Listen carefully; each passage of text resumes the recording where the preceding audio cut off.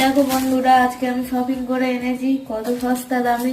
শুধু তোমরা দেখে নাও কত সুন্দর শাড়ির ডিজাইনটা।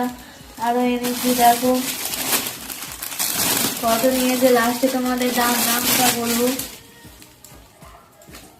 কত সুন্দর একটা শাড়ি দেখো, কত নরম আর কত সুন্দর। আর দেখো এই কুর্তিটা নিয়েছি দেখো কত সস্তা দামে, মাত্র 50 টাকায়।